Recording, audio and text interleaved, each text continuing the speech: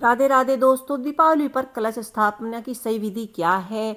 कलश स्थापना कब करनी चाहिए और कलश का विसर्जन कब करना चाहिए? कलश स्थापना कितने दिन की करनी चाहिए और कब से कब तक करनी चाहिए? तो देखिए, कलश स्थापना आप धनतेरस के दिन से शुरू करके और आप भाई दूज तक 5 दिन के लिए कर सकते हैं। तो यहाँ पर वो महालक्ष्मी जी की पूजा की जाती है दीपावली को, और दीपावली पर पूजा करने के महालक्ष्मी जी के बहुत सारे नियम होते हैं। हिंदू धर्म में यह बड़ा ही त्यौहार माना जाता है। दीपावली का यह महा त्यौहार बड़ी खुशियों के साथ मनाया जाता है और महालक्ष्मी जी हमारी सभी मनोकामनाएं पूर्ण करती हैं। तो आप पूरे 5 दिन धनतेरस से लेकर भाई दूज तक चौकी की स्थापना कर सकते हैं और 5वें दिन भाई दूज के दिन आप चौकी का विसर्जन कर सकते हैं। फिर आप दीपावली को कलश स्थापना करें और अगले दिन ही सुबह आप विसर्जन भी कर सकते हैं। तो या तो आप 5 दिन के लिए चौकी की स्थापना करें या फिर आप बड़ी दीपावली को 1 दिन के लिए विसर्जन चौकी की स्थापना करें। जैसे आपने बड़ी दीपावली को पूजा कर ली और सुबह के वक्त आप विसर्जन कर सकते हैं अगले दिन सुबह को। इससे महालक्ष्मी की पूजा करने से घर में सुख समृद्धि और धन के भंडार भर जाते हैं और सभी इस पर्व को बड़ी ही धूमधाम से मनाते हैं। कलश की स्थापना में आपको सबसे पहले कुछ चीज़ों का ध्यान करना है कि आपको कलश स्थापना कैसे करनी है। तो सबसे पहले हम चावल का आसन दे देंगे लक्ष्मी जी को और उसके बाद हम यहाँ पर पूजा के चावल लेंगे। चावल टूटे हुए नहीं होने चाहिए क्योंकि हमें यहाँ पर कलश स्थापना करनी है। ये महाकलश स्थापना है, तो इसमें हम पूजा के जो साबुत चावल आते हैं उससे ही अष्टकमल बनाएंगे। अगर आप अष्टकमल नहीं बना पा रहे हैं तो आप स्वास्तिक भी बना सकते हैं।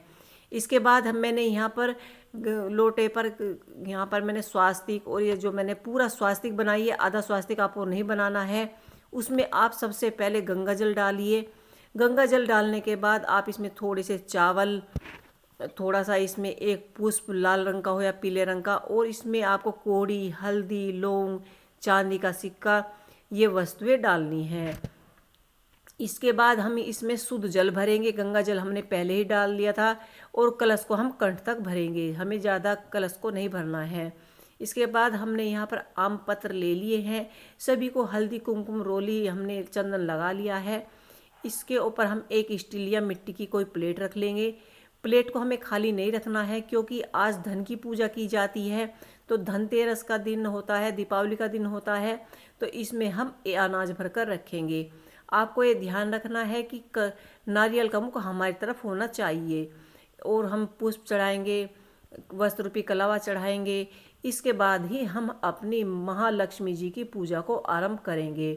और महालक्ष्मी जी की पूजा के साथ साथ गणेश जी, सरस्वती जी, कुबेर जी, धनवंतरी जी और हमारे घर में जो धन है हम पात्र भर कर रखते हैं उनकी पूजा की जाती है। ये पूजा घर में सुख समृद्धि के लिए की जाती है और ये 1 साल का त्यौहार होता है। तो हमें इस दिन कोई भी पूजा में कमी नहीं छोड़नी चाहिए।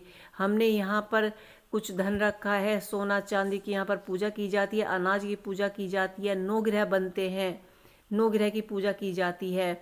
और आपको जो भी आपने खील पतासे मिठाइयाँ मार्केट से मंगाई हो, आप इस पूजा में मिठाइयाँ भी चढ़ाइए। अगर आप घर पर बनाकर मिठाई बनाकर माँ को भोग लगा रहे हैं तो आप घर पर भी मिठाई बनाकर महालक्ष्मी जी को भोग लगा सकते हैं।